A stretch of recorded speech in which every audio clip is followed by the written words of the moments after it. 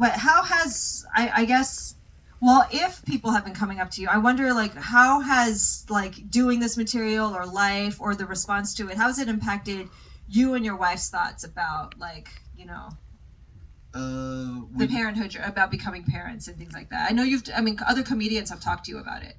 Yeah, but we don't really care about what these people think. Yeah, when we're doing this. Yeah, I'm not consulting the comment section for whether I should have a baby or not. Oh, that's probably wise. Yeah, I don't care about that. That's probably wise. Okay, that's good. Okay, I'm glad to hear that.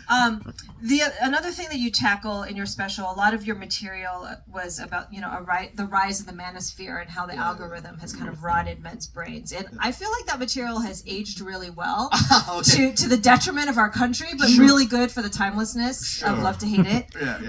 You know, you talked about how you were constantly adding jokes and changing your material. What were some of the things that, like, you know, and even now, like, I mean, things have changed so much. Like January, February, I remember the stuff you were doing on The Daily Show, like right after Trump took office.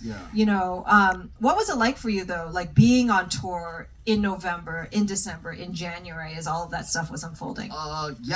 There was actually one time I did the show. I was in San Diego. I was doing the show, and there's the MAGA stuff in the show, right? And that was the day that Trump got shot. And so I was supposed to, the day he got shot, I was supposed to go and do this show in San Diego. And I think I'm pretty fair with MAGA, right? I don't think I'm like, fuck these guys, kill them. So I wasn't too worried about, you know, I mean, the point of my show, I was trying to be a bit more, I guess, extend a bit of an olive branch to what I felt was like a majority of the country seems to be leaning this way. So maybe you know, the key moving forward is olive branches instead of just, you know, trying to slap people in the face. So I don't think that this was a big slap in the face to MAGA or whatever. But the same time, that day he got shot, I was like, am I going to go out on stage in San Diego and talk about MAGA when the president got shot? And I went on stage in San Diego. I was doing the bits. Everyone was laughing, and honestly, I don't think anyone in the theater even knew he got shot. And I was like, am I too connected to the news because of my job? And most humans don't know what's going on.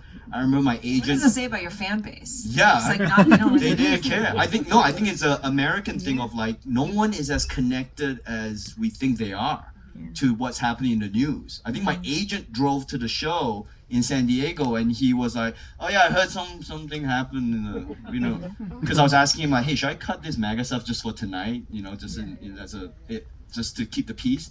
And he was like, what do you mean? What's wrong with the MAGA stuff? I'm like, oh, the president got shot, kind of. And he was like, oh, yeah, nah, don't worry about that.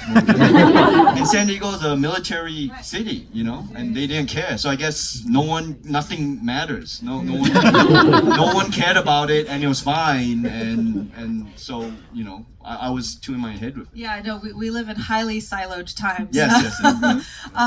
How does your